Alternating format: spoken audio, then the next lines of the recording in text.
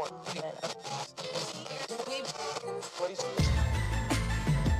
know what it is, black and snurdy, black and snurdy, black and snurdy, black and snurdy. You know who it is, black and snurdy, black and snurdy, black and snurdy, black and snurdy. Odie, Mari, Sodi, Mari, Mari Sodi, Mari Sodi. black and snurdy, black and snurdy. Black and snurdy, black and snurdy. Hey, oh, Yes, Mo? are you ready? Let's go! Black and snurdy, black and snurdy, black and snurdy, black and snurdy. It's the Black and Snurdy podcast with Odie and Maurice. And here we are. Hello. Hi. Hello. How you doing? I'm good. I was well, yes. How are you? I'm doing well. Great.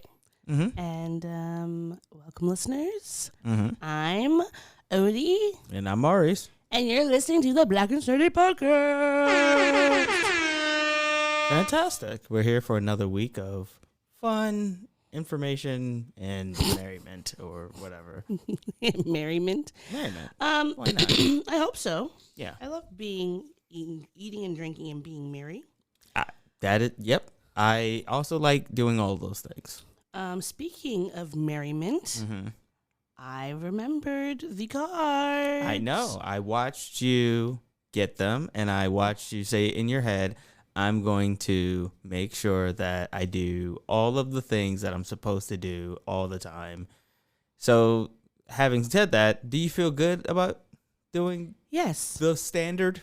Yes, I do, because I have a working memory issue that you know about, and you know that I forget things every day. So Yeah. there's no reason to make fun of me for doing the thing that I remembered.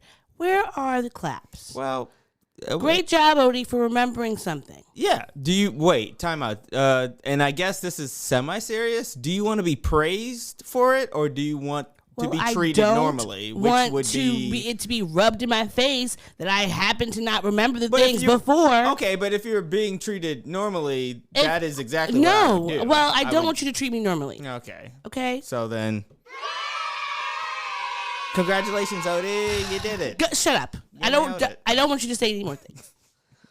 We're going to go into these questions, and I only want you to respond Okay. to these things that I'm answering. Fair enough. All right. What do you have? I can already tell the vibe of this podcast. What would you prepare as your favorite meal for your family and friends? What would I prepare as? Could you read it again? What would you prepare? What can you? Is there any way that you could possibly do this in a way that doesn't elicit that you're, I guess, still feeling a type of way? I don't want to drop the P word, but I will. Are you again? Why do you constantly? Why do you want to bully me every day? I'm not trying to bully you. You I'm are just trying bullying to. me. I'm in a very fragile state currently, and you're bullying me. I'm not bullying you. Yes, you are. You made a choice, and I cannot help that my asked you to repeat uterine the lining is deciding it's just going to come out because I decided not to get pregnant this month, okay? So when I said, "Hey, could you repeat that?" and you still mumble rapped the question, like there was, how am I supposed to respond if I can't hear what you're trying to say? So that means you just bully me for menstruating? I'm sorry. I'm not bullying Are you we for in menstruating. Texas? I'm bullying you for mumbling. Like, Fine. wait, for the timeout. The P word was professional. Oh. And professionalism. Well, I don't know because you've been harassing me about being on my period since yesterday. Have you not made a bunch of jokes? For context, listeners, it just so happened to coincide with us watching Turning Red on Disney Plus, and I just thought it was very funny that she got a period and started wearing red earrings and stuff on the same day that we're supposed to be watching this movie about a red panda girl. It's an allegory for getting her period. And it's a lovely movie. And even in the movie, they mentioned, like, oh, my God, are you getting your period? I bought a bunch of pads. Like, so I just thought it was apropos. But no. The P word I was talking about was professionalism, not period. I don't give a fuck about your period. Apparently, you don't. Talk about professionalism. Because I'm stressed out and I'm cramping right now, and your shenanigans aren't making it any better. Okay. So what can I do to help? Just answer the questions. Should we restart this podcast? Should we just do it over again? I honestly, I'm this close to just being like, let's, you know what? I am, actually. Don't do it. Don't. Leave it. We're just going to, it's fine. What would you prepare as your favorite meal for family and friends? Okay. Thank you. Now that I've heard the question, I can give you a thoughtful answer. I want to say lasagna, but I've never made lasagna before. A little bit of backstory. My mom makes this like really great. My mom and first off, shout out to all the women in my family. Because like on my mom's side and on my dad's side, my aunts, they make these layers of lasagna that just have like so much love and care, and they're meat lasagna dishes. So like it's not just, just layers of cheese and ravioli and the whatever the noodles are. Look, man, don't look at me like that. I don't know the nomenclature for fucking lasagna or whatever. Noodles. Whatever. Like it, but they put ground beef in there or whatever, and or ground pork. I don't know if they put standard something delicious in there. Meat lasagna. Okay. But either way, I've been wanting to learn how to make that, but I do not have the time and the patience to do that shit. So man. So I guess if we're talking about a meal that I already know how to make, maybe a pork roast. A pork roast. Yes. A really nice marinated pork or I do know how to make salmon. You do. You know how to make salmon. So maybe I would say, you know what? I'll go with salmon because it's fish. Black people love themselves some salmon. We do. So yeah. Is salmon the whole meal, or is it gonna be a starch? Look where I live. Look where I am. What does that mean? You have a whole 2-bedroom apartment. You can afford a vegetable salmon, some asparagus, and some potato. What is at best asparagus doesn't have a fucking taste. But it's like. The only thing is that it just makes your pee smell. It's not stronger. even that. It's like, okay, if you give me a thing of kale, or spinach or something, like even broccoli or Brussels sprouts, you're given like the portion of it. It's like, yeah, I can eat this, and it's adding on to my satiation, and I'm not gonna be hungry. You get like 4 sprigs of sticks. And not filling at all. So, like, asparagus is not filling, and it's pointless to me as a vegetable. I don't see, why. It's not okay. It's like giving me it's not a main meal. Like it's a vegetable. But when I eat a meal, and if I was eating a meal, I would. I'm not saying that you can't eat it. I'm just saying I'm not gonna ask for this asparagus. Okay, fair enough. So, okay. But I think that the salmon with the other... Or just get more asparagus. Oh. Okay. Yeah. You could just get more asparagus. It feels like you're eating celery. Like celery is such a non... Yeah, you've had celery before. Vegetable. You know? Like it's just it's soft celery. It's giving you nothing. But I love this meal. I would love to eat it. Fine. And some potato wedges. Okay. Why not? Like there you go. You got some fish, you got some potato wedges, you got some asparagus. Like they all pair well together. There you go. What meal are you gonna give them? Is it gonna be something edible? I'm sure. See how I stop myself from going down a different road. It's called progress. I'm not looking for praise because. For not bullying me? Okay. Yeah. Clap it up. No, But If I were going to make a meal, mhm. I would say I would do either. Well, let's see. For my family, probably steak, mashed potatoes, and greens. Probably Is there any? kale and bok choy. What's the thinking behind that? Well, Steak, mashed potatoes, and greens. That's like it's pretty standard. Ruby Tuesdays. Excuse me? Yeah. I've made you steak and mashed potatoes and greens before, and they did not taste like Ruby Tuesdays. I didn't say. I'm not talking about the taste. I'm just saying that like that's a standard Ruby Tuesdays sort of meal. Like, and I'm also not saying that as a pejorative. Well, who eats at Ruby Tuesdays? I used to eat at Ruby We Tuesdays. used to There's a lot of people who live in like the suburbs who are just Yes. like, yo, Ruby Tuesdays is right over there. That's the main hangout spot. That's why I was eating at Ruby Tuesdays. And hence why I'm not throwing any shade. I'm throwing shade. I don't want to eat at Ruby Tuesdays. And Ruby Tuesdays has terrible steak. At least let it be an Outback steak at the very least. Oh, okay. You know what? And that on that I will agree. Outback has better steak than Ruby Tuesdays, Applebee's, and TGI Fridays. Yeah. Blech. Okay. Well, I feel like it would be easy to make that. Well, actually, no. Because you said salmon, and I make salmon a lot, and I don't want to copy you. Okay. But if I was going to make a meal, I feel like that would be something that everyone's going to enjoy.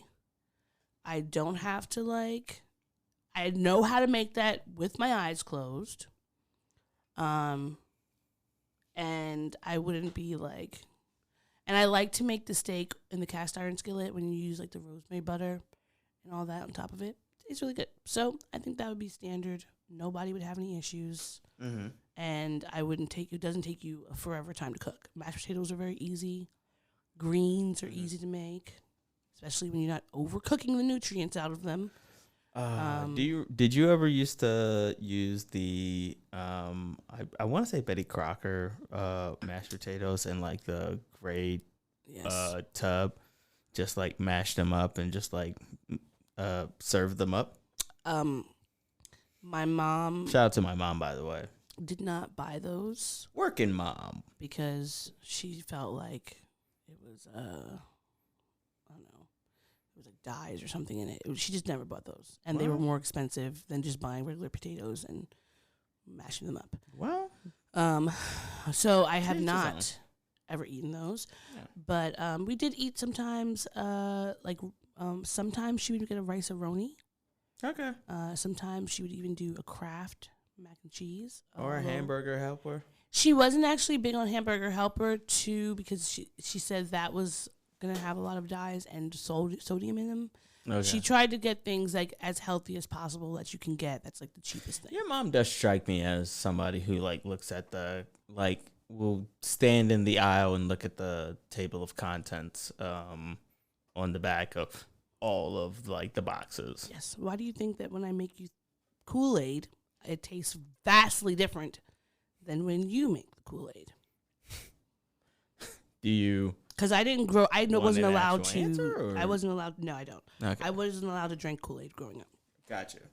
She actively wouldn't buy it. I honestly did not know that you needed to add sugar to Kool-Aid until one time I don't even know where I got this Kool-Aid packet from, and I opened it and I pulled a U because I just stuck my finger in there and licked the powder and was horrified that it was just unsweetened. Unsweetened. Yeah. Yes. Yeah. What's this next question? Or I think this is the last question, right? We've only done one. Oh, we've only done one? Yes. Jesus Christ. But these are gonna be quick. We'll make this quicker. What's the funniest YouTube video you've seen? Oh, well, I've been going down a rabbit hole of Ryan George videos.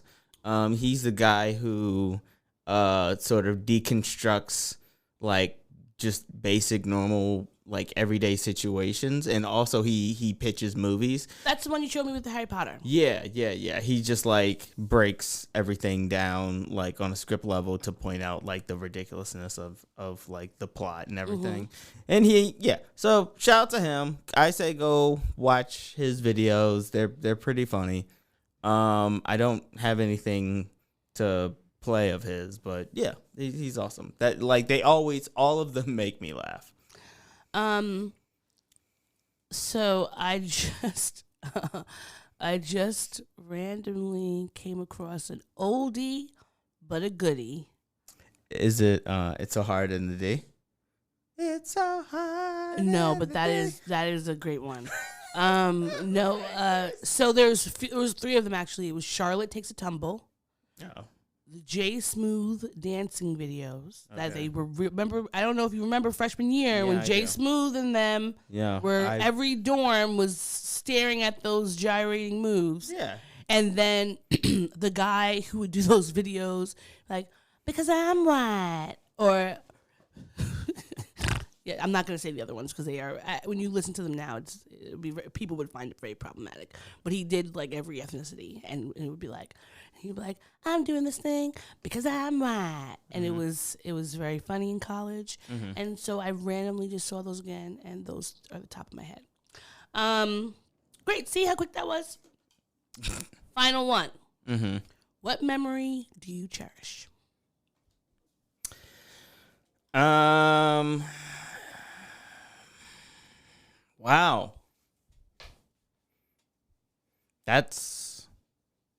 You go first because I'm going to need some time to think about this. Oh, man. Okay. I have so many. Okay. Choose like either like your top 3 or your top 5 because I need time to think. Jeez, top 5. Okay. Or top 3. I said top 3, maybe. I know. Usually you're telling me to speed things up. I didn't think you'd allow me 5 things to say. All right. Oh yeah, you're right. Actually, let's stay with maybe 2. 3 is pushing it, but like let's say 2. Oh man. Okay. Okay. 1. This is a memory of my siblings and I being terrors. It was my sister Sade and my godbrother Chris, and we had a club called COS, Chris, Odie, Sade. And when we lived in Amityville, well, Copaig, which is right next to Amityville,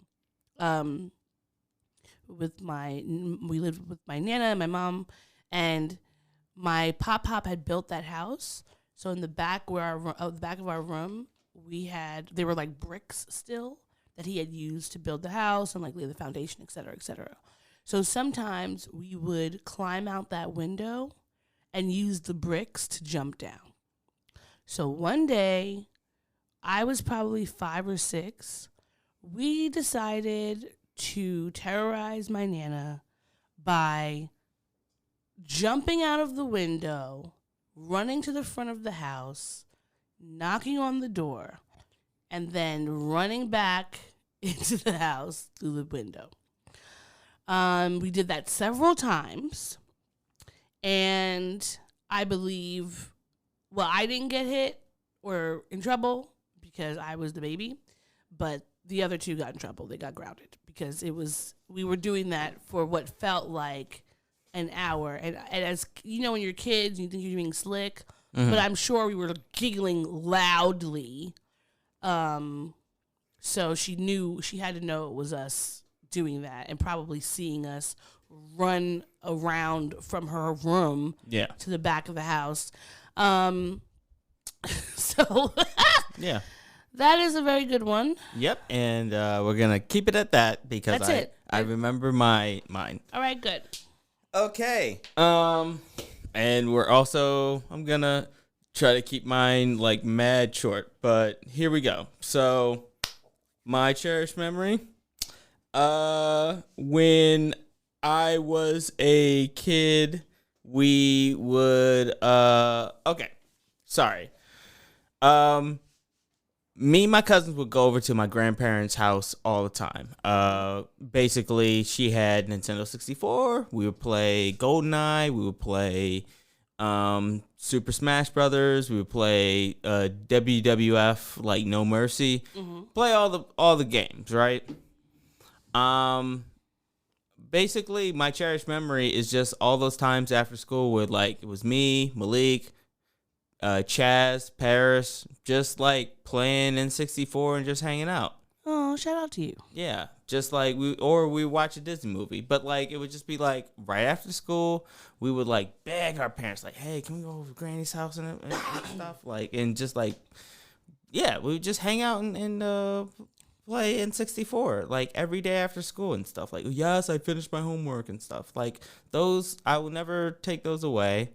And shout out to my cousin Paris. I think she just had her first child. So. Aww. Everybody's pregnant and having babies. Everybody in the club getting pregnant. Everybody in the club getting pregnant. Whack. Anyhow, what's up? So we can move on. Yes. Yeah. Well, you're the purveyor of the buttons, sir. Okay. All right. And so, at the beginning, we like to get some of the sad things out of the way. And so we would like to give a, well, not a shout out, but sending our condolences to Toni Braxton's family, because her sister,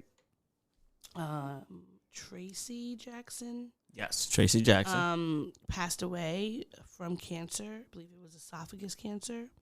So, that's very sad. Again, always, fuck cancer. It's the worst. She was only 50, which is, so young. And that, I'm sure that was a long ordeal for them, but sending them lots of love. And also, very sadly, Emilio Delgado. Yes. He played Luis on Sesame Street. Yep. He passed away at 81. And he had a long life and a great career. He was on Sesame Street for 44 years, from 1971 to 2015, and is credited in 428 episodes. Yes. So, rest in peace to them. Thank you for being here and shedding your light on the world. And, now you are honorable ancestors. Yes. Yeah. R.I.P. Rest in power. And hopefully you found the peace that hopefully we can all find at some point. Yes. All right. What's next? Oh, well, now we have to just update you The Bull! on all those shenanigans that are happening right now. We are the Ukraine and Russia. Well, Russia is still at war with Ukraine, as we know. War. And Yeah. What is it good for? nothing. And Say it again. Brittany Griner is still there. We spoke about her last week, Yes. I believe. And this week she said that she put a picture out where she's holding like it looks like a placard of some sort, like maybe just saying her name or something, like a booking photo. So that came out. So we're just continuing to pray for her because, like we said before, Russia is extremely anti-LGBTQIA+. It's really not that great with women or black people or any other people of color. It's a very xenophobic. I won't say the country is xenophobic, but there are laws in place, and Putin himself is very anti, basically everyone. So, sending her and her family our thoughts and our prayers, and just remember, pay black women, pay women in general. There's no reason that Brittany Griner and so many other women in the WNBA and I'm sure this probably happens in other other sports where the women have to go out of the country to be able to be compensated because you're not getting paid nearly enough. Even if the Knicks go 0 for 20 a whole season, they are still getting paid in the millions of dollars. Meanwhile, Lady Liberties, they could win the whole entire championship and still barely breaking the best players on the team, barely breaking 200, if even that. And I know the last few years there have been a big push from some big players like LeBron who have said we need to put money on for the women in the WNBA, how can we support them, et cetera, et cetera. But there just needs to be more of that because people want to say, well, no one's going to watch those games. They're not exciting. That's not true. Plenty of these freaking basketball games are boring as hell. We watched the dunk contest. Y'all don't have necessarily the cream of the crop in every single arena. So we're just praying for her, pay Black women so they don't have to go risking their lives in hostile countries. But that was, so far, I mean, she's still safe as well as we know. And they're still trying to figure out a way to get her over here. And we're just hoping that happens quickly. Mm-hmm. And moving along to Nicki Minaj. Barbs, keep your panties out of the bunches. We were just having to mention the interesting interview she did with Joe Budden. Yeah. Did you have any takeaways from that you wanted to chat about, or did you want me to go into what I saw? No. I watched a few clips, and I did find some of what she said kind of interesting. Obviously, again, she gave a shout out to Lil' Kim, talking about how her and Lil' Kim should be on the cover of Vogue. Wow. Which I kind of agree. Okay. I have a theory. Mm-hmm. I wonder if we had given if we had given Lil' Kim the sort of global respect as a rapper, not as a female artist or a woman rapper, but if we had actually seen her for the talented artist that she was and the trailblazer that she was, maybe we don't get as much cosmetic work done. No, because she had that internalized anti-blackness and feeling of not being beautiful had nothing to do with the society as much as it did with people around her, like Biggie and all these other men that she was around, which it's interesting that you even bring that up because Lil' Kim, when we know what, she's one of the most beautiful artists of the 90s, I feel as a dark-skinned little Black girl, even though my mother was very flabbergasted at her music, she hated it. She wouldn't let us listen to it. But I looked up to her because I just thought she was beautiful. She was my color. She was completely herself, and I thought that was great. However, she was surrounded by men who were not edifying her or building her up and were calling her ugly and all these other things that led her to be that this place she is now. And you could see that, and that's a similar story to Nicki Minaj, because the clip that I saw, because I didn't watch the whole hour, but she was talking to Joe Budden about, the plastic surgery and butt shots and things like that. She was just saying how it was the pressure from the men around her. Yeah. So this is what... and I think, and also some social media as well, because she did start her career roughly around the same time as we started becoming like super into social, Twitter and Facebook and all that other shit, you know. And she says that like being on social media was a part of it, but she also said, I think Wayne, they said stuff sometimes jokingly, but to a young girl or up and coming rapper or anything like that, when it's from someone like Wayne, it matters. Even if they're joking, they don't know that the person that is in there in that room with them is not finding it funny. And, you know, she said that she's never had any surgery on her face. She's admitted to having butt shots, but said that, like, everything on her face is just makeup. But just thinking of, I mean, Nicki Minaj, I think, is, 35, maybe? She's a few years older than us. Yeah, she's like a few Let's say years she's older. 35. When she came out, I think she was probably, like, say, 24, 25. Okay. A 24, 25-year-old, even though you are, quote unquote, you're an adult, your brain hasn't even finished developing yet. Your brain doesn't really finish developing between like 25 and 30, depending on the person. Yeah. And now you think of like the amount of societal pressure that already is on women and on black women to look a certain way. And when Nicki Minaj came out, she was she's a thin petite woman. She didn't really have a big boob. She didn't have a big butt. And in our community, we know that those, like, having a fuller figure is something that's very celebrated. Yeah. It's a desirable trait. Yeah. I mean, like, we are just known to have more, like, a thicker body.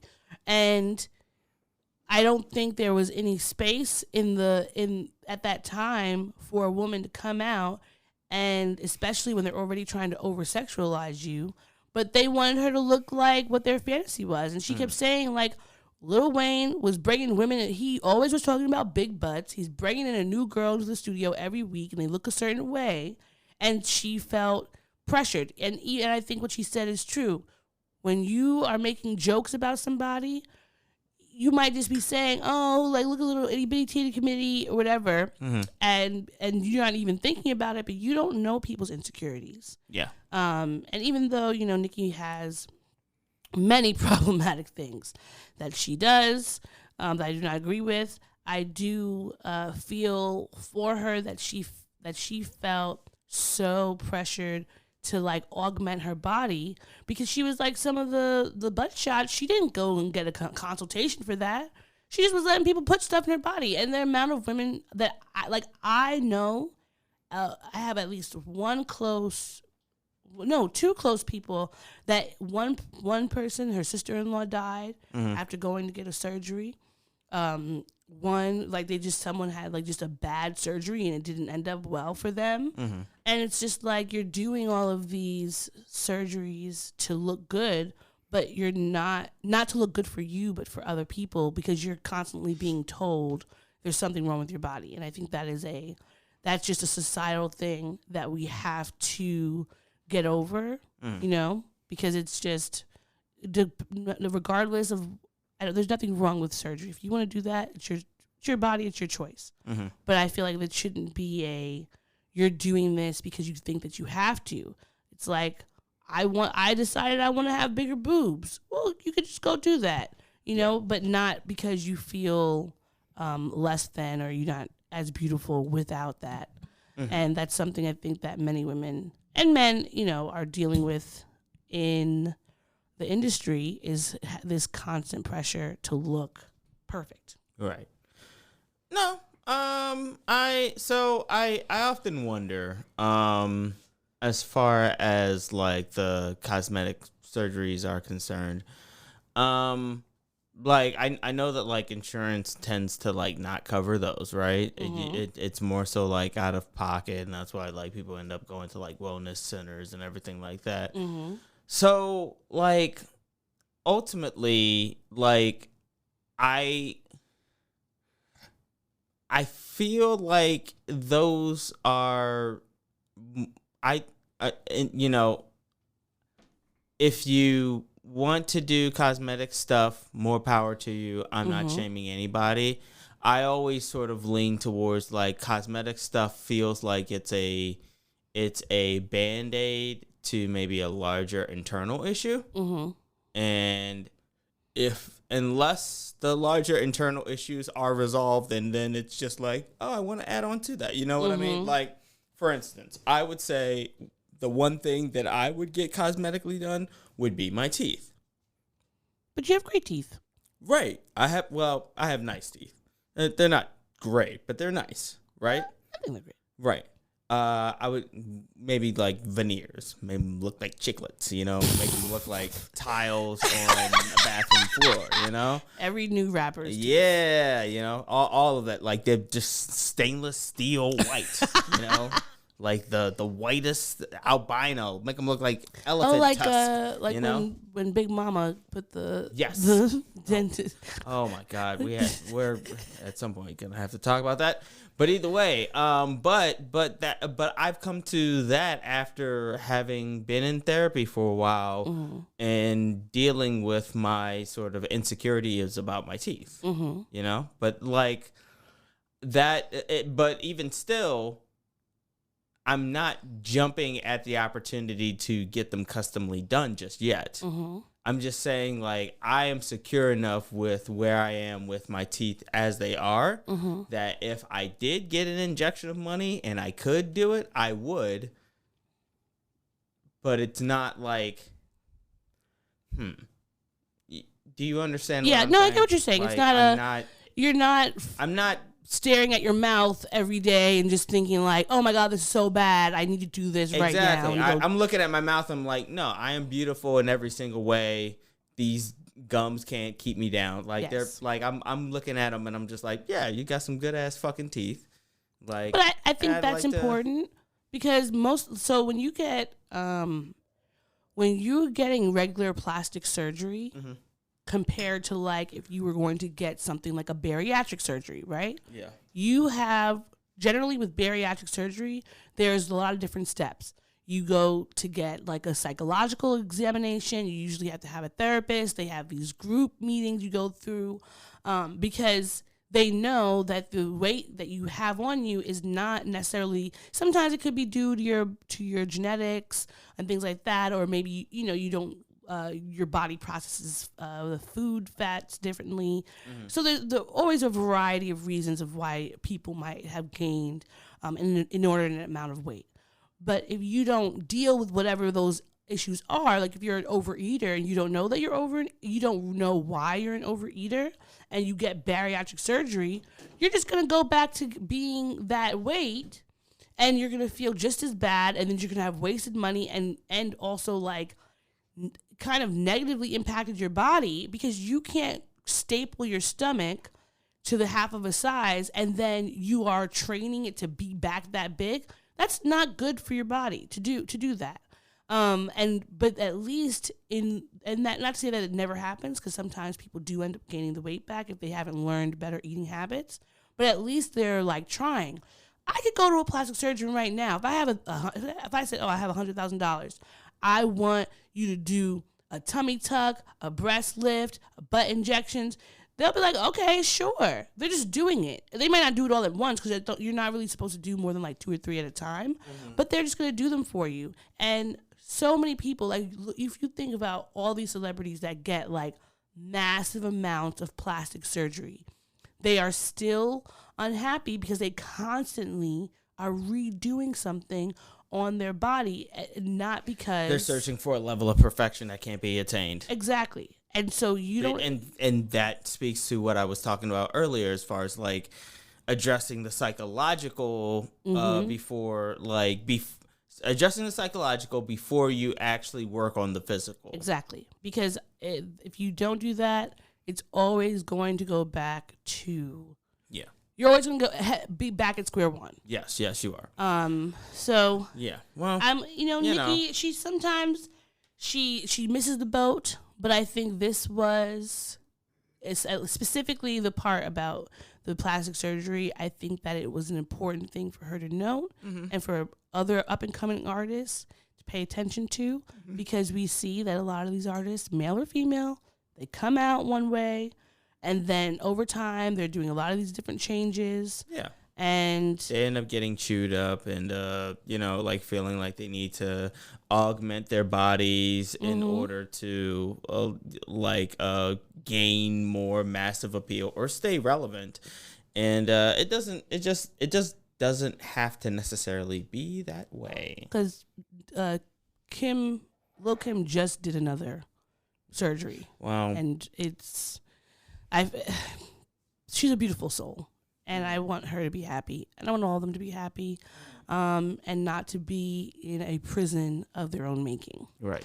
But speaking of prisons. Yes. There's a friend of yours who has been sentenced recently. Why is he a friend of mine? Why is he my friend? Jussie. Is it Jussie or Jesse? It's Jussie. Jussie? Yeah, it's Is like, oh, I wasn't, okay. I'm not gonna say that because that would be terrible. Oh, were you also thinking what I was saying? Yes. Yeah. Yes, that's exactly what I was gonna say as well. Boy, So if you don't remember, in 2019. Joy. He said that when he was still in Empire, he said that he had gotten beaten up, poured bleach on, and a noose around him in Chicago. in Chicago. One of the coldest days. Oh, in Chicago. That's by white men in "Make America Great Again" hats. Yeah. Now, of course, They beat him up. They beat him up. They poured bleach. He was on his way to Subway, the sandwich shop. Yes. At like 3 a.m. in Chicago. Yes. Sorry, I just wanted to add these details in to remind everybody how just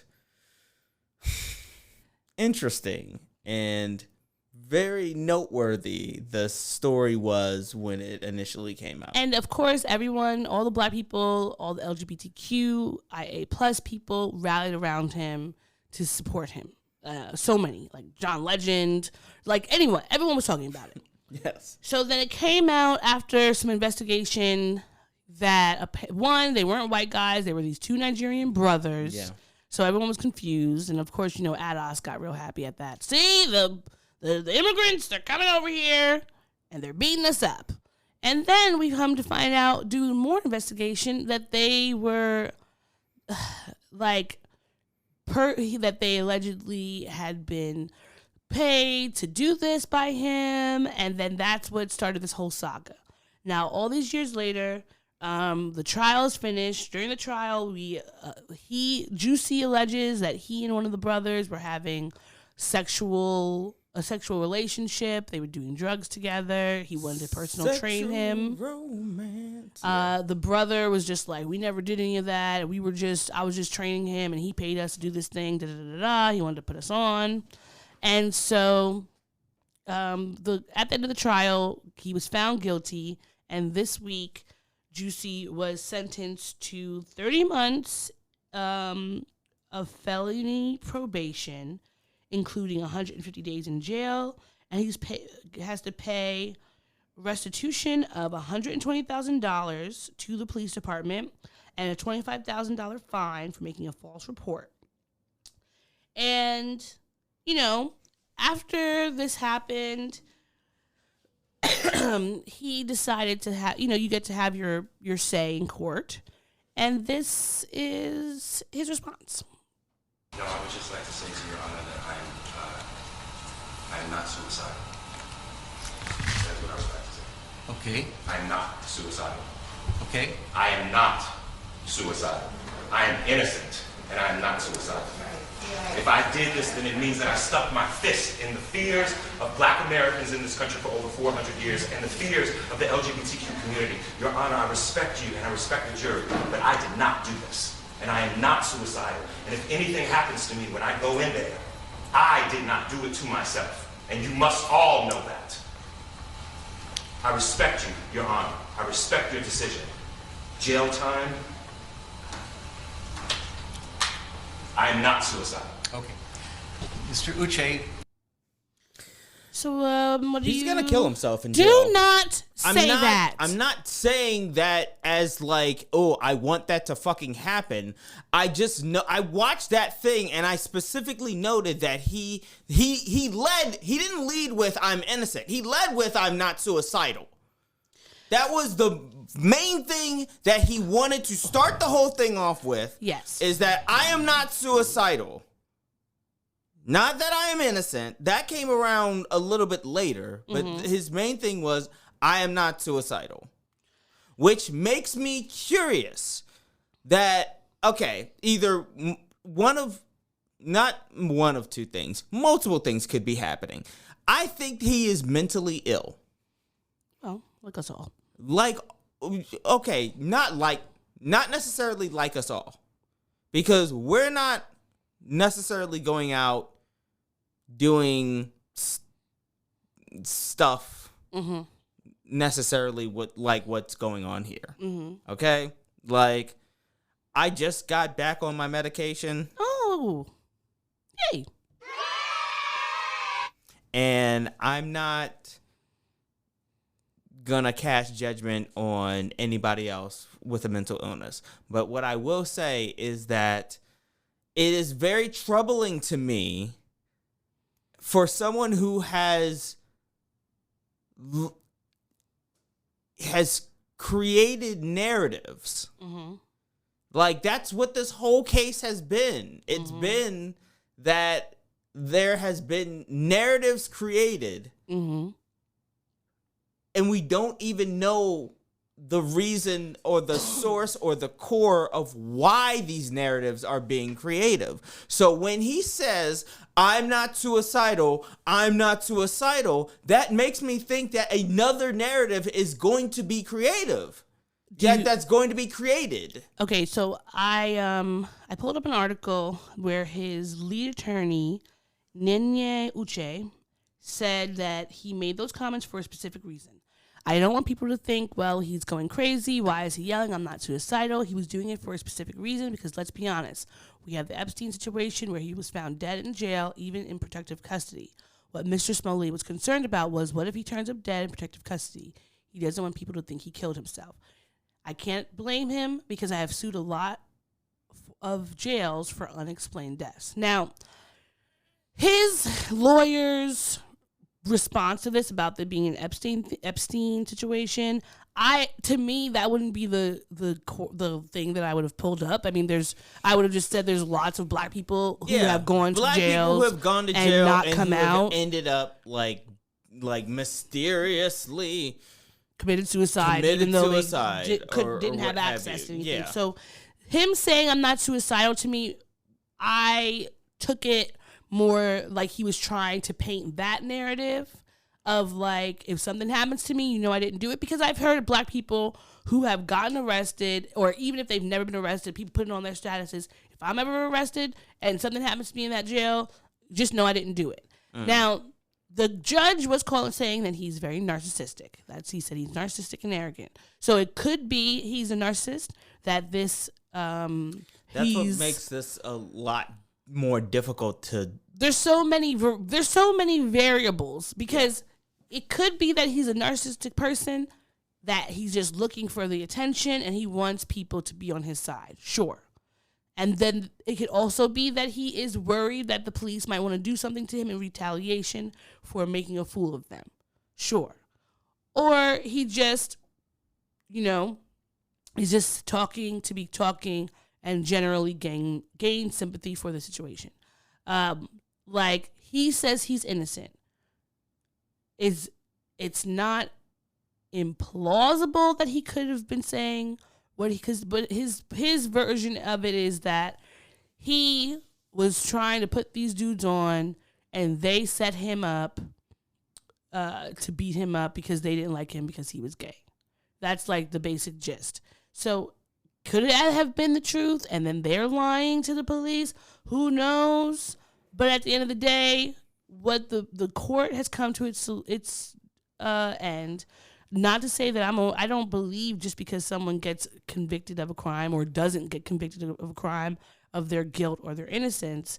If we're just looking at the facts, it feels very weird. I think his response was very weird about 400 years. Black people have, I'm putting my fist up in the face of justice, because it doesn't really feel like that type of situation, especially because we know, well, I mean, the people that were attacked you weren't white.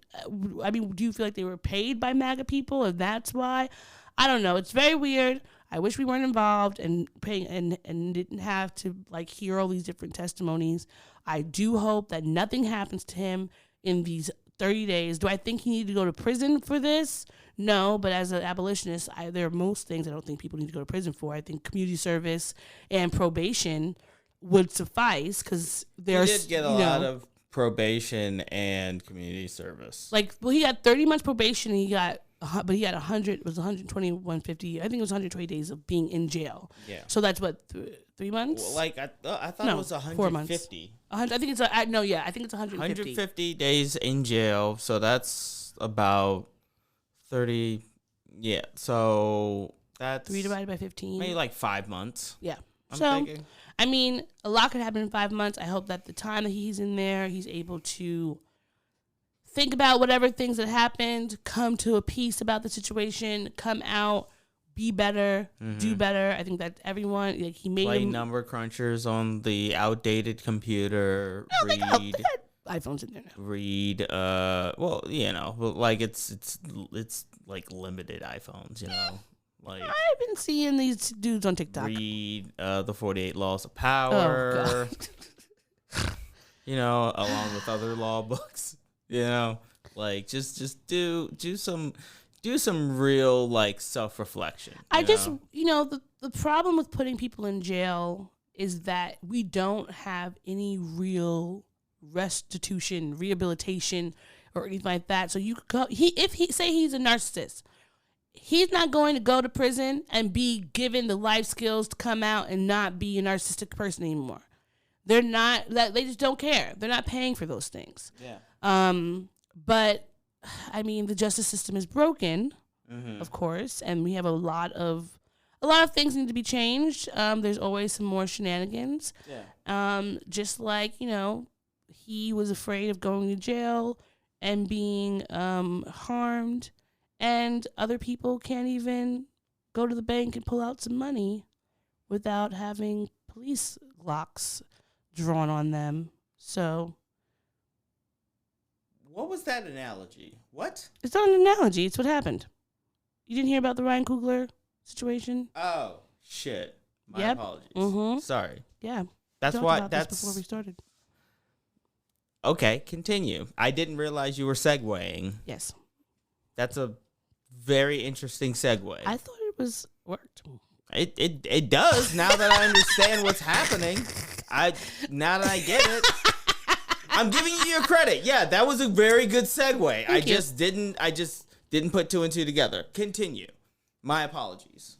So Ryan Coogler, you know him as the famed director of Black Panther and many other movies you've seen. I mean, I don't think any black person. I was about to say the name of Fruitvale Station. There we go. Yes. Ha, got it. Ooh, man, sad movie. I'm never watching it.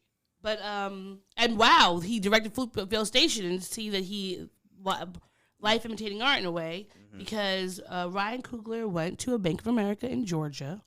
He was wearing sunglasses, an olive green hoodie, and a mask. Not unusual, because we're still wearing masks because we're still currently in a pandemic. Fuck what you thought. If they lifted any mandates in your country or in your state, still a pandemic. He goes in there. He writes on a note, please, I'm withdrawing $10,000. Whatever, give him all his information. He had his debit card. He had his ID. Gives it to the teller. The teller, for whatever reason, feels so shook because he has this mask on and he's wearing glasses. And she was like, I don't know, he was just acting weird. And it was a black teller, by the way. She tells her manager. The manager tells her to call the police. I believe the manager's white. She calls the police, and in the police call, she tells them several times that he didn't have a weapon, that she was calling because it was a large sum of money. She felt like he was being weird because when she was asking him, like what denominations of the money he wanted and stuff like that, he was like, just look at the paper. And so she felt like that was weird. And then while he's waiting to get his money, these police, you could see in the security cameras or the body cameras, he's sitting at the teller, chilling, waiting for the bag of money to come out. And then all of a sudden, these police just are like kind of surrounding him, and they're like, "Hey, can we come outside real quick?" with their guns drawn. He comes out. They, I guess, realized it was him, and they're like, "Well, do you understand why we why we came and got you and you're arrested?" And he's like, "No, I just saw somebody get shot at the CVS. I'm not going to go into a bank and tell them I'm taking out $10,000 so all of these people in the bank could hear me. And I don't see how that is weird. You didn't even give me a heads up to anything. I'm just sitting at the bank teller and, you are arresting me for withdrawing money from my own account that I had of a ID and a debit card." And I'm not flabbergasted because we live in this racist-ass country, so of course. But I am very disappointed in the teller because when the police officers were taking him out, she's like, "Good job, officers." And the woman on the call of the police says that she didn't even look at his name. How stupid can you be? That's the troubling part for me, is that if she didn't do the bare minimum of at least pulling up the account. It sounds like she didn't pull up the account at all. She didn't. I don't know if this was the Wells Fargo. I don't know. Bank of America. Well, Fuck Bank of America. Fuck Bank of America. I used to bank with Bank of America. First time I ever got an overdraft. Well, yeah, they fuck them. Anyhow, yeah, fuck out of here with Bank of America. But either way, I know that they have to beep boop boop pull up the account in order to see. You have to put your little card in the little chip thing. You have to put your little pin in the thing, and then they say, "Hey, what are you here for?" or whatever. And that's when it sounds like she didn't even do that part. She didn't do any of that shit. She didn't. She was just So, sorry, fuck you, lady, for not doing your due diligence. Fuck you for, and also, my apologies. Black people working at banks, this should probably be my grinding, but I'm going to say this for this section right here. Black people working at banks, stop trying to be fucking heroes for the fucking bank. They're insured. They can't fail. Do you remember that Wells Fargo documentary a few years ago? Oh, not even just a few years ago. Do you know how they just found out that Wells Fargo was denying a bunch of black people mortgages recently? Yeah. Do you know how many times, how corrupt banks are? And yet here you are laying down your life to try to be whoa, I don't want Ryan Coogler to rob this Bank of America, so let me call the police. If you don't get the fuck out of here for $10,000, you think a dude is gonna come up in there with a note and say, "Hey, give me the bare minimum of a bunch of money"? Fuck off. Get out of here. That doesn't make sense. And people have... give me, I'm robbing you for just $10,000. Not all the money that you have or a larger sum of money other than $10,000. Not that much, quite frankly. I've never worked in a bank, but anything Sorry, let's say when I worked at AMC, right? At the movie theaters. AMC has a rewards program. It's Stubs. Or they used to. It used to have a reward program, Stubs. When people would say, "Hey, I have an awards thing. Give me the popcorn." you would take their ID, you look at it, you take their card, you swipe it on the thing, and it pulls it right on up. And you would be looking at it and confirming. And I don't know how the bare minimum for a movie teller would not be the bare minimum for a bank operator or cashier. Like, why wouldn't you just look at the person's name? And the fact that he was giving you a note, all the note said was like, taking the money out, please be discreet, because it's $10,000 fucking dollars. Don't know why. That's weird. And the worst thing about it is he was taking the money out to pay a medical assistant for that works for his family. So this wasn't even like, I'm trying to get, a new chain or something like that. And even if it was, it wouldn't matter. But like, he's just trying to go and take care of a family matter. It should never have escalated to this. And she should be fired. I'm sorry. Go find another job. If you can't even do the bare minimum of checking someone's ID when he had the PIN number. Like, what? It wasn't like, there's nothing about it that was weird to me. So fuck her. Fuck her and fuck Bank of America. Easy. You know what? Here's an easy solution. You have the PIN number? Easy. Do what they do on the goddamn phone call, which is, can you give me the secret what your pet's name was? Or can you say what the first concert you ever went to? Or what your mother's maiden name? Like, that's all you have to do if you feel like there's some sus nonsense going on. You don't have to call the cops. And I also think that she should be fired. She should be fired. The cops should be fired. Because why are you drawing your guns on people that don't have any guns? Yeah. It wasn't like he was there and he was like, I have a bomb strapped to my stomach. I mean so much like as far as like what could actually be done, actionable actions that could actually result to something. Because there's no point in me being like, oh, the cops should be fired, because they're clearly not gonna. You should sue Bank of America. They're mad protected. They're basically the cops are the mafia. Anyhow, continue. Sue Bank of America and move your bank over to a black bank. Yeah, come on, Carver. Yes, Carver. All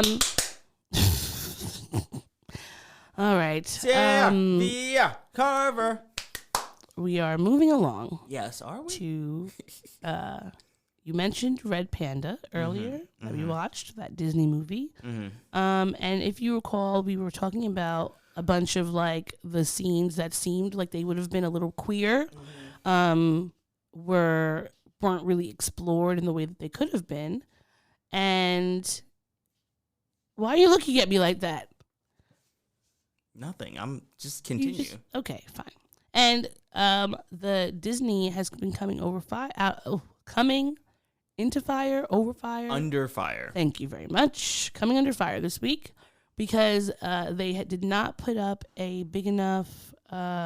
Really, at first, they didn't put up any kind of fight or pushback against the Florida's "Don't Say Gay" law, which, if you hadn't heard, it's basically you can't say the word gay or teach about queer identities in primary school. A real Grease scenario. Didn't put up a fight. Oh, man. Well, what's his name? The CEO, Bob Chapek. Yeah, Chapek. Yeah. Chapek. He gave a very bland response that the LGBTQ and other members at Disney was tone deaf. And then I guess because everyone was like pissed off and probably saying they were going to cancel their Disney Plus membership, he did put out a response. And he said, powerful content that changes hearts and minds only springs from inclusive cultures, which not only attract and retain the best and most diverse talent, but also give those employees the freedom to bring forth ideas that reflect their lives and experiences. We must work together to ensure Disney always remains such a place. So he's allegedly saying that now, they're going to try to push back against the "Don't Say Gay." I don't know why that. And by pushback, they mean that they're going to have little slivers of LGBT stuff in their movies. Just little slithers, so that they could easily be either cut or reworded when they are obviously broadcast overseas in specific countries that I won't say right now. Yes. Yes. It's just more bullshit from CEOs who don't want to put in the effort and actually do the work. Yes, because they don't care about anybody. I mean, I don't know if people realize that Disney was racist as fuck. He was racist and homophobic and all those things as fuck. Mm-hmm. So it's not surprising that the company that he created that was super bigoted is still has like latent bigotry. Mickey Mouse's fucking gloves were tied all the way back to minstrel shows and stuff. So many things. So this is not necessarily surprising. Also, it's not surprising that like the company that basically owns everything. Mm-hmm. I will say this. It's not helpful to try to say, "Ooh, we're gonna boycott." Like, instead of being proactive, as in like trying to boycott Disney, like maybe be proactive, as in like, hey, let's voice our discontent with this specific individual within the company, aka the president, like, and put the boots to the fire. Like, no, we don't like him. Like, constantly doing that. I say that makes more sense because Disney owns so many fucking things. Yes, it's unrealistic to say that you're not going to support Disney, because Lord knows they got their hands in so many fucking pies. Yep. It's like, even if you say, oh, I'm not going to do Disney Plus, I'll just watch Hulu. They own Hulu. Oh, like, I'm not going to do Hulu, I'll do Amazon. Well, they also have some content streaming on Amazon. Okay, well, all right, well, I'm not going to do Amazon. Well, they also have some stuff streaming on Netflix. Like, you know, like, it's inescapable. Like, you can't. Like Vanguard and BlackRock. You're not getting away. Yeah. Well, that's all I had to say about that. Fuck you, Bob Chapek. And to all the LGBTQIA plus people and allies at Disney, keep doing your great work. Do what you gotta do. And I mean, who knows? Maybe the answer could be either create or go to, like, well, damn, Disney's Pixar too, right? Yes, they are. What's another animation studio that's not Disney? DreamWorks. Okay, maybe y'all can go to DreamWorks. Oh wait, was DreamWorks 20th Century Fox? Does holy shit? Does Disney own DreamWorks? No, they don't. They can't own DreamWorks. I mean, who knows? No. Everything is owned by like 5 people at this point. They just have different subsidiaries and different names, so it could be possible. But I do feel like if we can find those ones that are not owned by Disney and just all the really great talent go there, then Disney would be forced, to do something else. But that's just like, you'd have to find all those places. They do not own DreamWorks. Okay, great. Okay, everyone go to DreamWorks. They're owned by Universal. So, but Universal is different than Disney when you go down there. So okay. Hey, guys. Switch over to DreamWorks. That's Steven Spielberg's company with the 2 other people, right? Yeah, NBC Universal. So. Okay, all right, guys, come on, move over there. Figure it out. I mean, they're probably problematic as fuck too, but oh yeah, of course. We just keep spinning around the block until each of them go through whatever bullshit. Look, we're gonna get our gay animated CGI fucking show. Someone's gonna do it. We got Queer Force. Guess what? I want an actual CGI one. You know what I mean? Like that took 3 years to make, and 900 fucking employees who were underpaid to fucking I want that, and the fucking lead is probably gonna be a white male, and maybe he'll have a black boyfriend. Yeah, that's what I was thinking. It's either gonna be a white male and a black boyfriend, or a white male and maybe Latinx or Asian. Yeah. They're definitely gonna have an interracial light couple. Something probably light skinned. So it'll just be like, hey, so that it'll at least be somewhat tolerable, And I want them kissing hard, like not like you know, obviously, like it's in a PG sort of world where like they hold hands for the majority of the movie, but like you know, like at the end they just at the end they just like they kiss, slow dance, and it's just like their faces come together and you see fine, like they could kiss while some bumblebee like flies and just like land. It just so happens to like land in focus of the camera so that it obscures their lips touching or something like that, which you know is gonna happen. And I want everybody to take this clip and I want everybody to post it when that fucking happens. They're gonna. All right. Okay, we're moving on. Because they're not going to show it. They'll never show it. They never show it. We have one more stupid thing to talk about before I have a funny surprise that I really can't wait for you to hear. But Kim Kardashian, the quote-unquote mogul, was asked by, I believe, Variety, how, you know, the best advice she has for women or whatever. And she says, I have the best advice for women in business. Get your fucking ass up and work. It seems like nobody wants to work these days. And then she was like, surround yourself with people who want to work hard and da-da-da-da-da. Bullshit, bullshit, bullshit. I am wealthy and have stolen all of my work and thoughts from Black women and other creators. And so now I'm going to tell you how to do it in the complete opposite way that I've done it because I was born rich. But, you know, it's your fault you're poor. So that was that's what she said. And her family also had more stupid things to say in there, which were very intolerable. And you could go watch there's a whole, I think it's like an hour. I don't know. It's enough time and who wants to pay attention to anything that they have to say. But, you know, work harder. Get off your ass and work, Maurice. First off, her advice of getting off my ass and working just made me, when I heard it, I was just like, well, I'm going to go ahead and take a nap and get paid for the day. But no, it's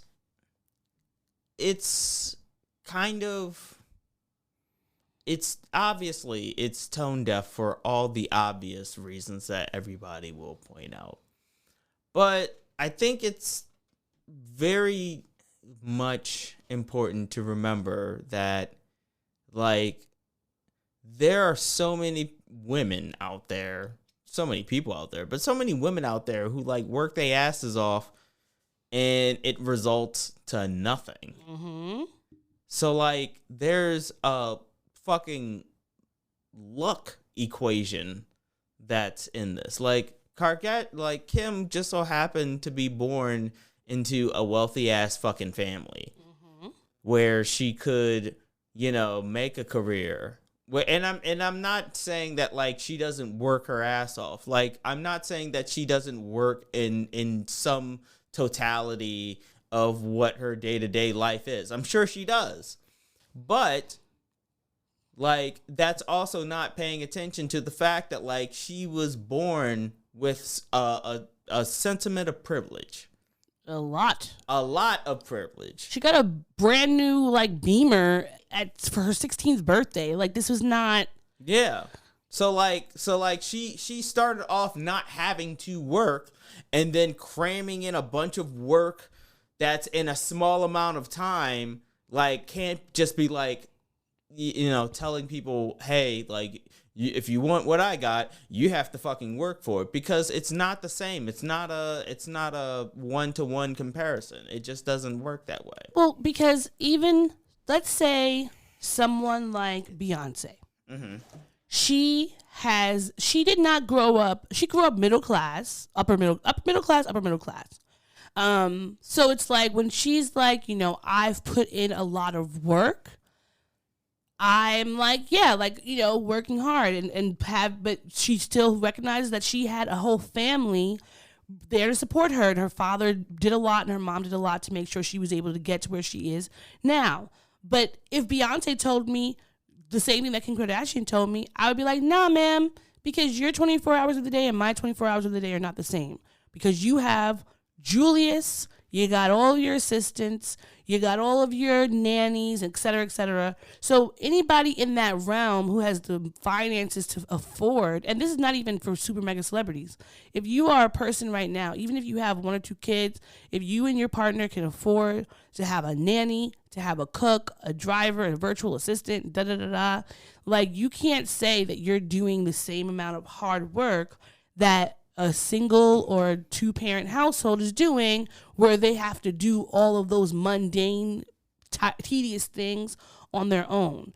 And the funny thing about Kim Kardashian saying to work hard is that the whole Kardashian family has had issues with their workplaces where they have been accused of having toxic work environments and not paying people the right money and all these really extremely demanding jobs that they're putting on people. So it's like, are you working hard, or you're saying surround yourself with people that work hard so you don't have to work hard? Because that's what it seems like. And I just want them to just, like, I don't know why we have to still be keeping up with them.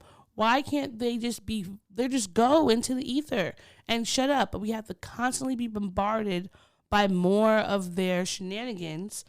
And it's just every time they speak up, they say something, it's idiotic.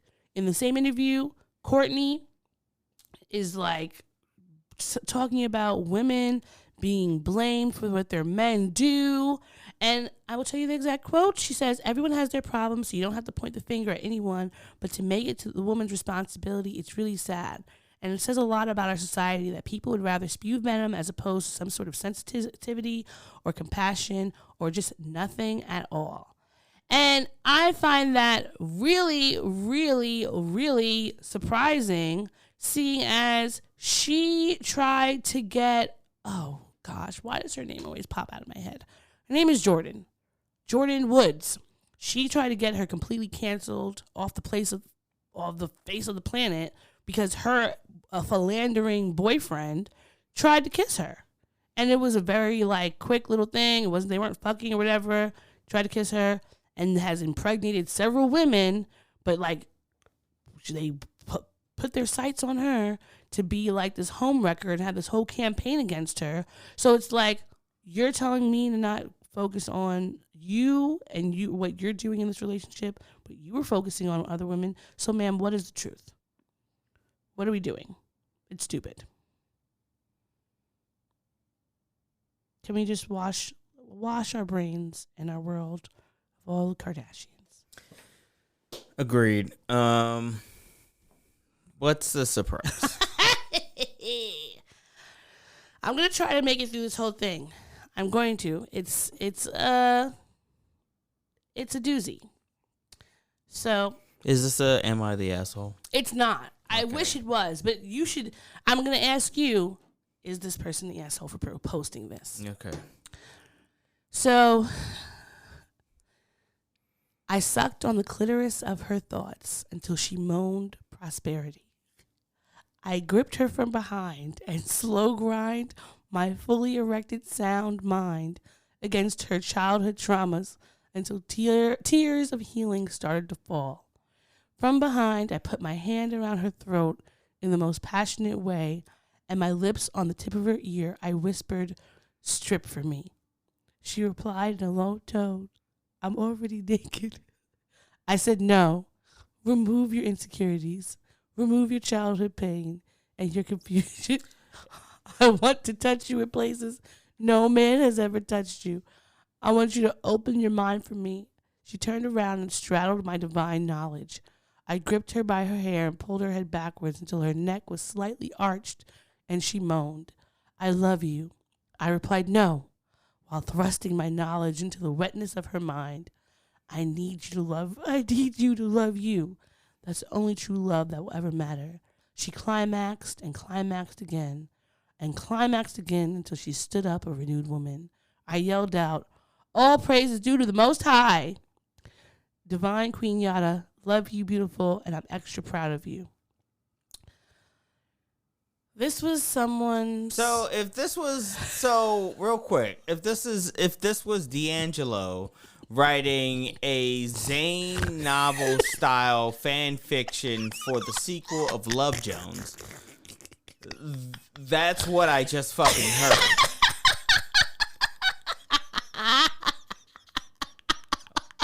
Where did you fucking find this bullshit? Like, yeah, strip for me. I'm already naked. No, strip it insecure. If you don't get the fuck out of my face, this is a hotep. Like the photepery of it all. No, fuck off. You know what? No, this is not a hotep. This isn't a photep. This is a brotep. Like, there's a black ass hotep. Like who? Like I'm going to use poetry and all of the lyrics to grind on me to perfectly express my feelings. And I'm just like, come on, dude. Like, this is a Facebook status. This is a Facebook status. This is this is like a circa 2000. No, but it's literally a Facebook status. Oh, it is. Somebody wrote that on Facebook and tagged the person in there with pictures and that the whole world could see. Okay, well, I feel bad for everyone involved. Oh. I feel bad for the people who were tagged in it. I feel bad for the people who wrote it. I feel bad for the people who saw it. I feel bad for the people who are friends of the person who wrote it. Like, I would want to run away from all of this bullshit. That was shared in my Discord group. Yeah, Black Girls Create, and I that was actually my first time Black reading it. girls create a barrier to shield themselves from bullshit like this. Yes, me too. But I could. That was my first time being able to get through it. Wow. Anyhow, and I am glad that my surprise lived up to what I thought it meant. I'm so sorry that you had to deal with that. Women out there, I feel bad. Anyone would have to have. They have to deal with it. But at the same time, ultimately. Miss me with that bullshit. All right, let's take a break. All right, let's take a break and we'll be right back with more of what we're doing now. You're listening to the Black and Snurdy Podcast. We now return to the Black and Snurdy Podcast. It's not your situation, I just need contemplation over you. Over you. I'm not so systematic, it's just that I am average for your love. For your love. I'm not the only one that holds you. I never ever should have told you you're my only girl. Never should have told you. Not the only one that holds you. I never ever should have told you you're my only world. Never should have told you. Georgia, Georgia, pudding pie. Kiss the girls and make them cry. Georgia, Georgia, pudding pie. Kiss the girls and make them cry. Georgia, Georgia, pudding pie. Kiss the girls and make them cry. Georgia, Georgia, pudding pie. Kiss the girls and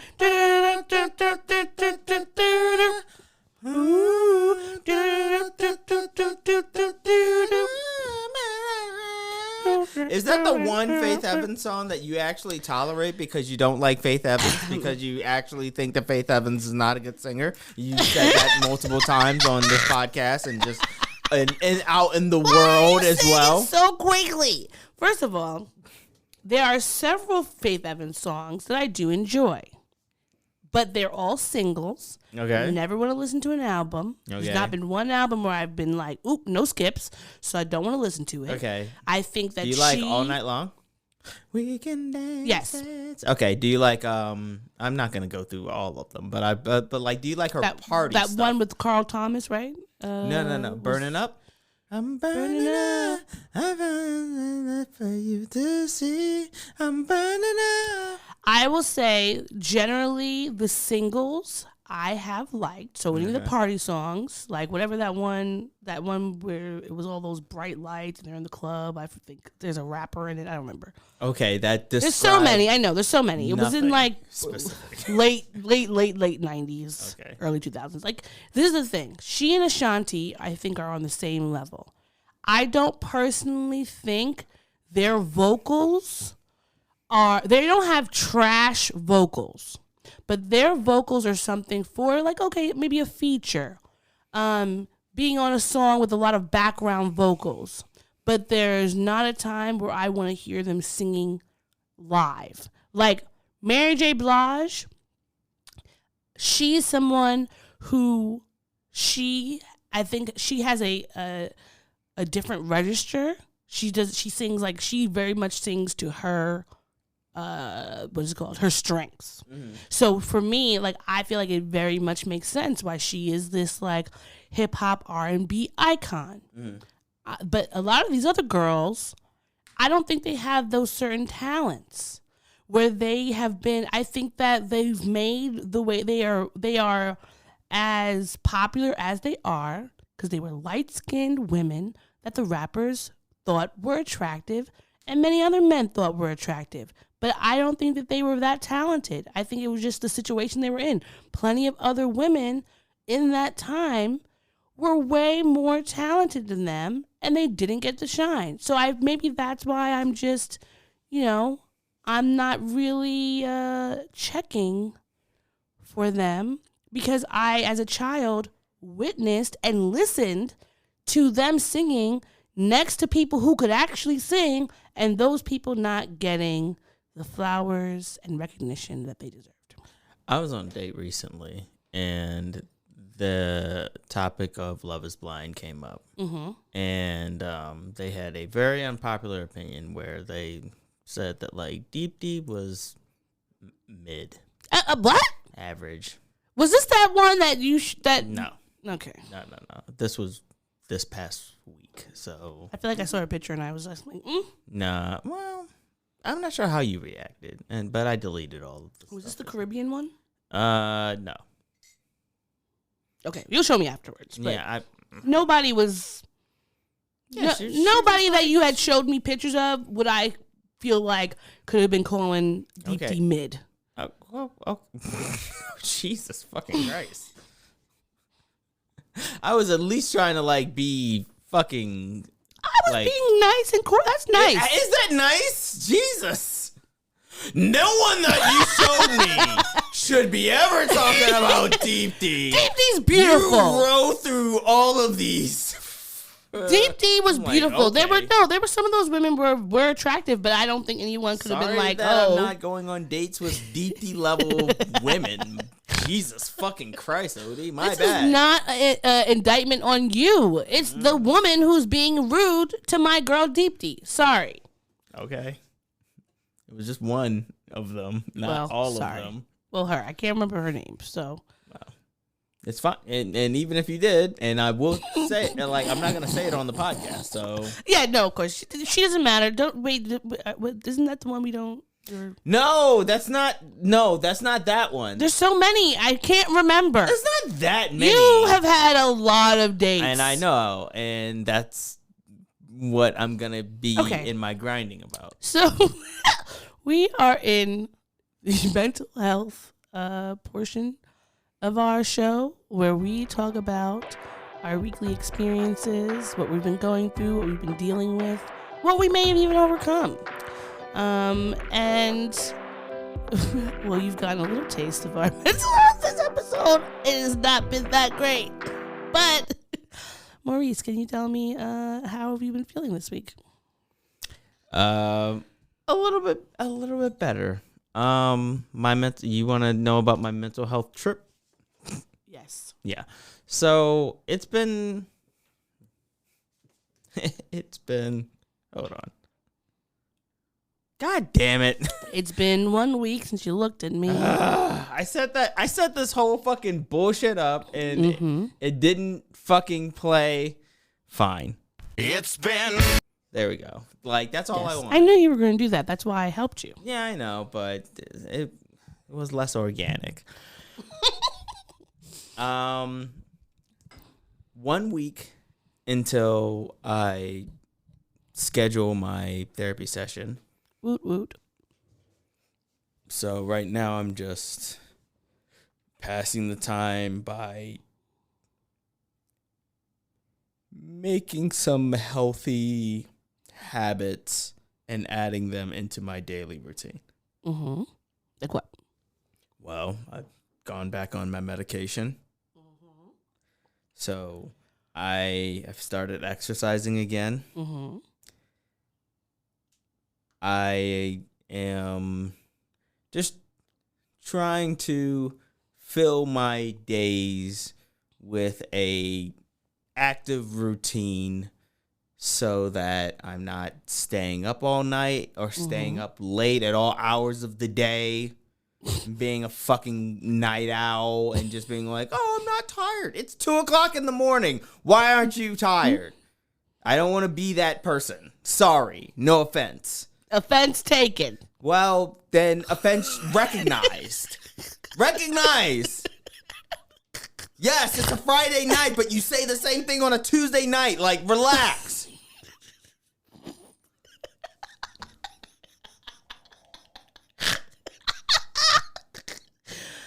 Okay.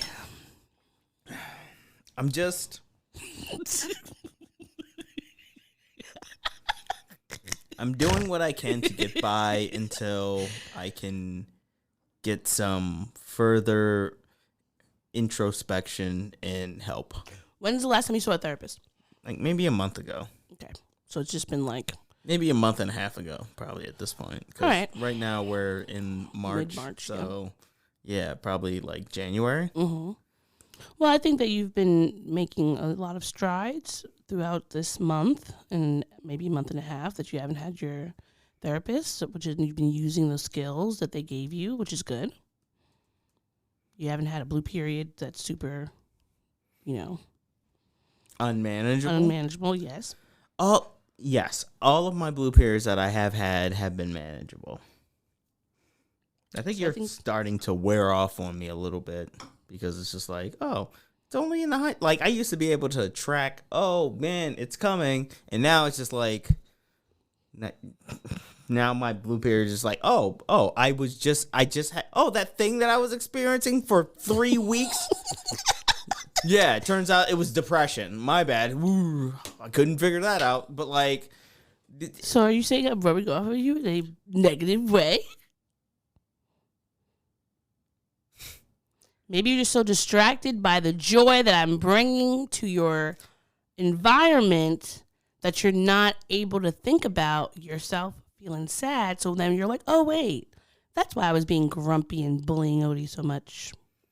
No, I think it's the thing that I'm saying. I think it's the patterns of behavior that you exhibit that I'm now starting to exhibit as well within my life. And I need to focus on that and work on that. So, and I have been, and I am doing that. Hence why, I'm just, it's going to take some time for me to get back into a normal routine, but I'm making those steps. So what about you? How have you been? How has your mental health expedition been? Yes, I'm looking on thesaurus.com. It has gone as smoothly as oh God, damn it, the word just flew out of my mouth. Those mountaineers that were in the Uvari mountains that were massacred. It was like the 1900s. I want to say it was like 1919. This expedition of people. I can't remember where the Uvari mountains are. I'm gonna find them, but they're like, I think in Europe, these people went up there and at their base camp days after they were there, they found them all dead.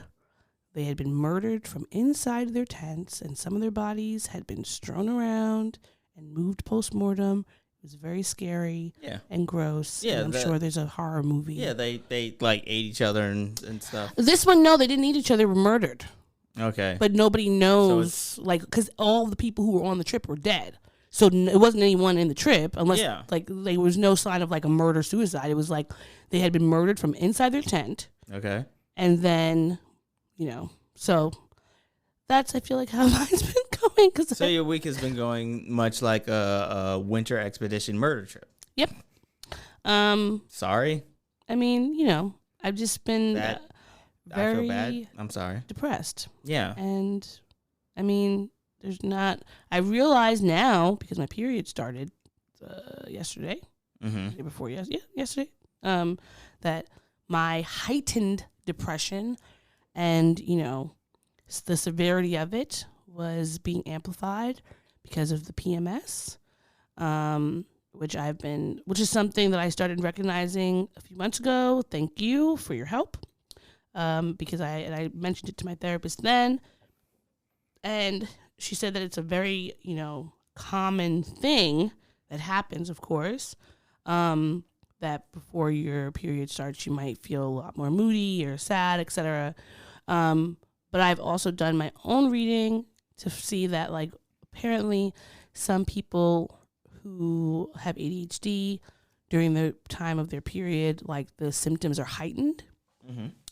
So I feel like that makes sense why, like, feeling extremely low motivation and low kind of ability to kind of get out of bed and do anything, and on top of feeling very exhausted with life in general. I feel like my main stressor this week, last few weeks in my life as a whole, is just the idea that, like, there are things that my brain is doing, or the behaviors, like, I've been doing the same things since I was 17,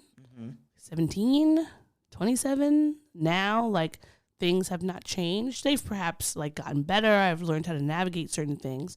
But, like, my brain is my brain, and it's not going to change.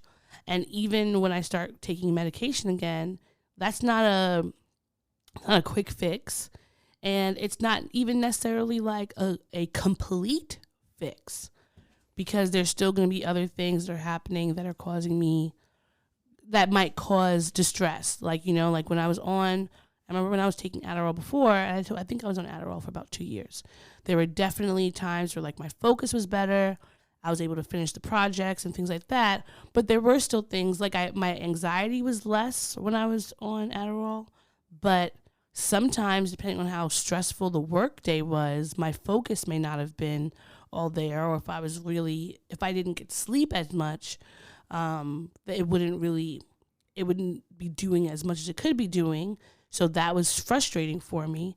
And so I'm hoping that, like, I just finished signing up for Medicaid or Medicare, whatever one the young people get. Signed up for that. Thanks to shout out to my virtual assistant that I hired. Because it's just, like, I feel like it's dealing with my mental health is just another thing that I have to do on my to-do list constantly.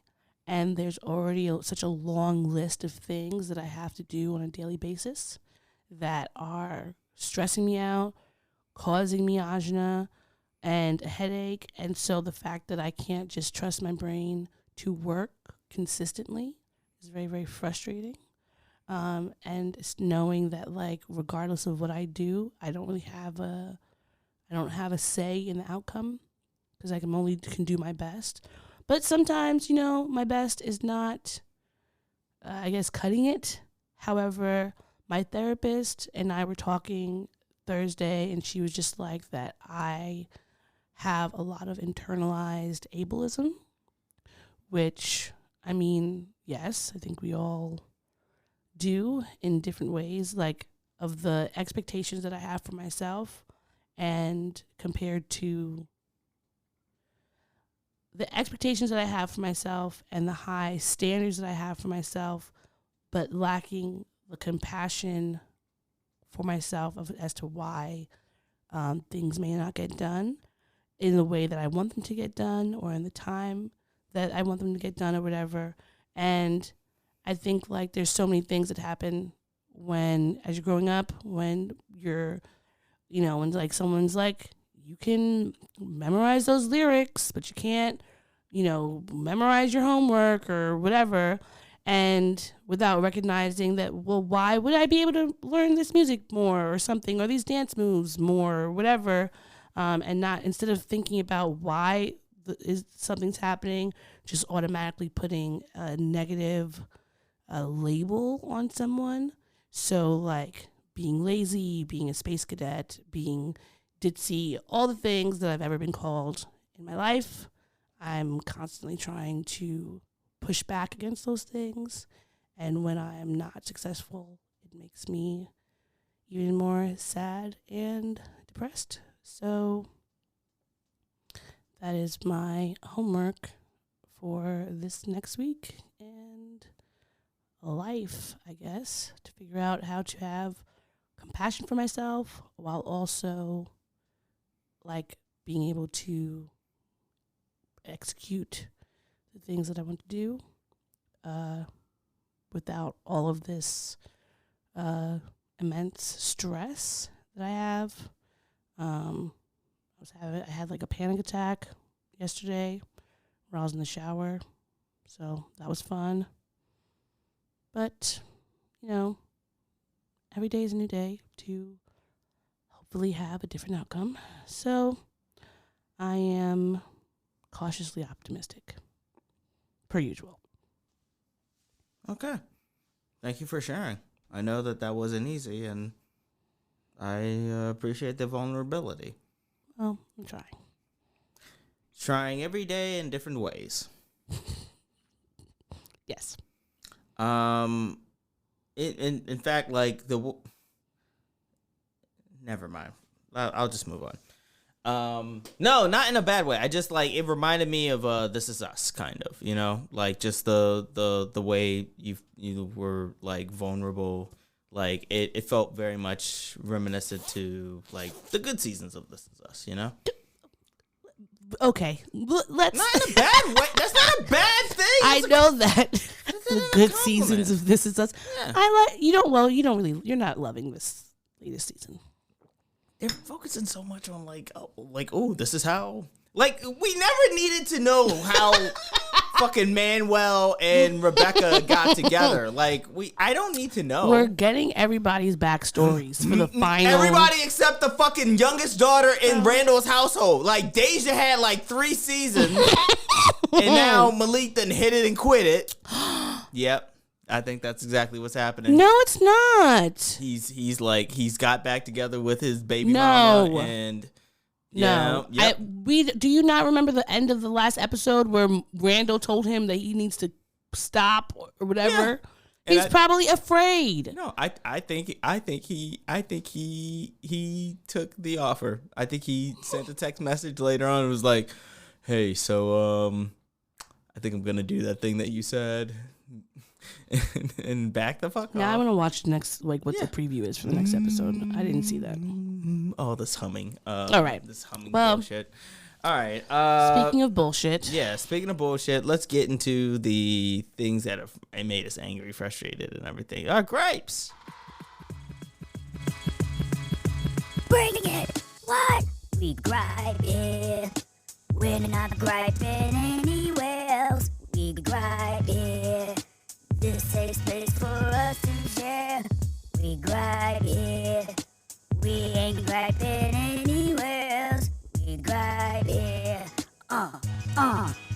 Okay, so you're starting us off with this. Where are we going with this?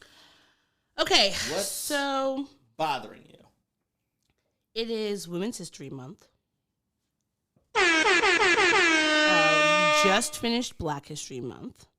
And, you know, there's a lot of, you know, we want to constantly uplift Black women in general, et cetera, et cetera, et cetera. There's a white woman on Twitter. Her name is Savannah. Her handle is RXO racist. Apparently, she is an anti-racist ally and all that stuff. She posted a picture of herself in a shirt that says "Stolen Black breast milk built this nation." And I showed you the picture. She's a white woman. Yes, you did. As a matter of fact, I'm grabbing the picture now so I can look at it for reference. And so Black women and other Black people and just people in general have been saying, this, like, you need to just take this down. This looks really bad. We didn't ask for this. This is not the type of help that we need or solidarity we need, and da-da-da-da. And she has just been, doubling down on her what she feels like is her right to say this. And allegedly, like, she's also been very problematic with other Black influencers about, like, them calling her out on what they call these, like, tactics. And she allegedly got married on a plantation, but it keeps trying to convince people it wasn't a plantation. And I went through the tweets. This Black woman was like, yeah, no, please, no, take this down. And so she responds to them with this picture. It is a collage of Black women breastfeeding white babies during slavery. And she says, yes, yes, yes. And as in to say to this Black woman, you don't know to me, I read it as, you don't know the history. And she's like, never mind the part where a Black woman who knows me personally is verifying I did the work to avoid venues that owned slaves. This is about her plantation wedding. Everywhere I've ever been has benefited off the backs of Black and Indigenous people from where I lived to where I worked and went to school. And it is giving my Black friend said that I could do this. And you should just be cool with me using my white privilege to bolster up the plight of these Black enslaved women using their bodies to nourish white folk. For the record, imaginary friends don't count as Black. Like, all these people are like, oh yeah, I have a Black friend. Like, just because you have it's a Calvin and Hobbes situation, where you and your Black friend, like, just no, it's not the same thing. Okay. I just want white women. I want all non-Black women.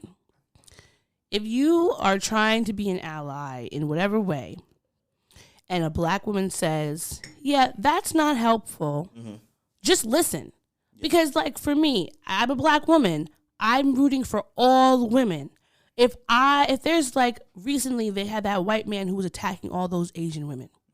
If I want to be in solidarity with Asian women and say this isn't right, et cetera, et cetera, et cetera, and I decided to do some sort of, like, something, maybe performative, but not in a negative way, to try to help out and bring awareness to something.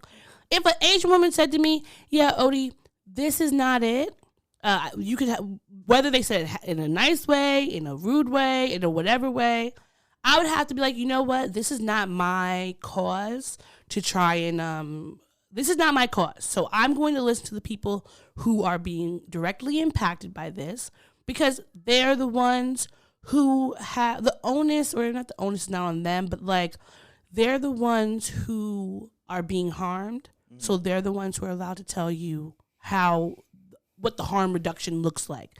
And of course, Black people are not a monolith. Nobody is a monolith. So there are going to be people who will be like, oh, it's cool that you have on this shirt. No big deal. But if a large amount of Black women are saying, yeah, this isn't it, we don't really need that, perhaps you could just share the link of the shirt for someone, or put the artist up, or whatever the case may be. But I think it's just white people, especially, when Malcolm X and Martin Luther King, were constantly talking about the dangers of the white liberals versus and white progressives versus the white conservatives. This is what they mean, because this is the second white influencer who's supposed to be an anti-racist person who's pushing it back against the whatever white supremacy, having problematic behaviors and cursing out or getting angry at Black people, and especially Black women, for calling them out. And I'm just very tired of it, because we don't need to have anything performative and trying to bolster your content creator count. Because she calls herself an accountability creator. No, I don't need you to try to be on my side for clout. I need you to be on my side because I'm a human, the same way I would want to be on your side because you're a human. And if you can't do that, please just shut the fuck up. Because you don't have to say anything. Use your coins to donate to Black organizations, to donate to Black people, specifically, in your area, support Black businesses. That's all you have to do. We don't need you to come in here being Captain White Save a Ho, because it's unnecessary and you're probably going to cause more harm than good. Because even though this situation is not like something super serious, it's just another thing to cause division or whatever in an already fragmented group, and it's just unnecessary. So it's like, are you really anti-racist or are you the ops? I need to know. So that's my grinding. Also, just fuck depression and ADHD. I don't care because it's stupid. Both of them are stupid, and I would just like to be neurotypical for like a day. And that's it. That's all I got. Yeah, you wish you were a normal girl. Yes. Yeah. Honestly, I'm annoyed with myself because so for myself and for you, we've talked about this off mic, but I've been out here dating, going on dates, to not much success. And I gave myself to the end of February to,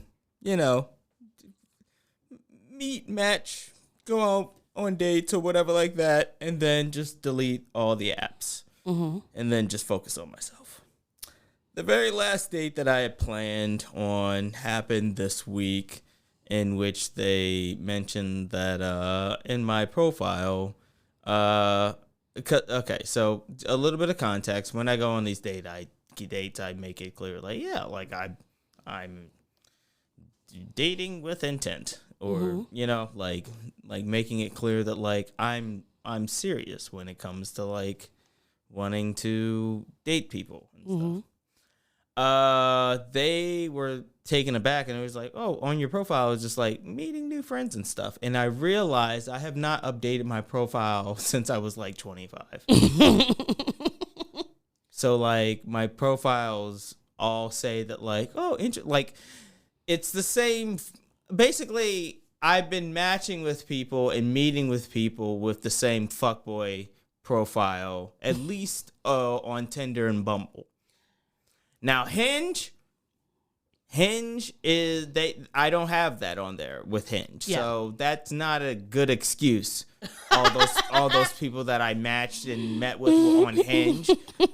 But the people that I matched and met with on Tinder and Bumble, I'm like, I completely understand why y'all were like confused.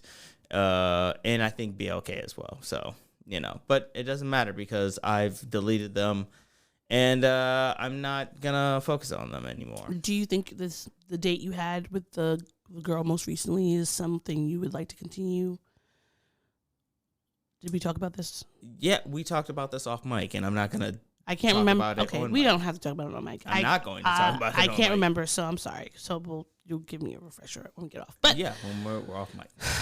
I think I know that you're frustrated with yourself, but I do want to commend you for being very consistent in going out and putting yourself out there. And even if you did put in the profile that you're open to friends, I think which is a lie because I'm not open to, like, I don't. I always think that's a lie when people put that on there. I don't think anybody on there is looking for friends. Either you're looking to, there was a time when I was, and it was in my 20s. So you were looking for friends that were not friends you were going to have sex with? You just wanted to have platonic friends? I wanted friends. If I ended up having sex with those friends, that would be cool. But like I was just like, oh yeah, meet new people. I would like to have friends. And if we end up having sex, it's like cool. Now we're friends who can have sex with, and at the very least, we're just friends. Again, it was a very fuckboy mentality that I had when I initially created that fucking profile. And that's not who I am. It doesn't represent who I am now. Well, I think that you still put your best foot forward on all of these dates, even when some of them were very weird. Very. And even when you came on the date, you did tell them what you were looking for. Because it's not like when you guys were chatting, you never said, I'm just looking for friends. You were asking them to go on dates. You met them. You told them what you were looking for. And then, you tried your best. So I think that's great. And I'm very proud of you. Well, thank you. I appreciate that. Okay. Well, with that being said, let's focus on the stuff that made us happy. Yes. You know? I'm the baby merchant. Tots are us. I give you all the service and no damn fuss. Give the baby merchant just a week or two. I'll have your baby for you. What made you happy this week? That song. Mm-hmm. Okay, what made me happy this week? I don't know if Brooklyn was. No, he wasn't sick the last time we recorded. I don't think so. No, he wasn't. So Brooklyn got sick last week on Friday. He was pooping in the room, and that was disgusting. And then he was pooping outside, explosive diarrhea, and he was had blood in it. And I was very worried because no being is supposed to poop blood or have blood coming out of any orifice outside of their vagina, because that's just it's not safe. And if even if you're bleeding out of your vagina, if it's not during the normal times, you should be worried. But he went to the doctor, and $500 bill, or close to $500 after, we got medicine. And he has been doing great. No poops, which is awesome. And he's been feeling much better. So I'm very happy about that.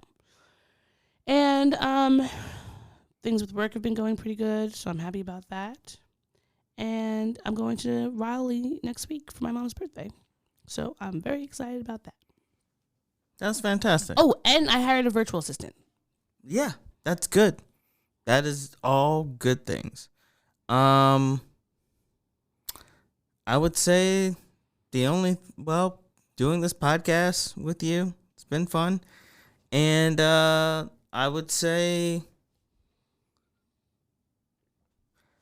I'm close to making some changes at work.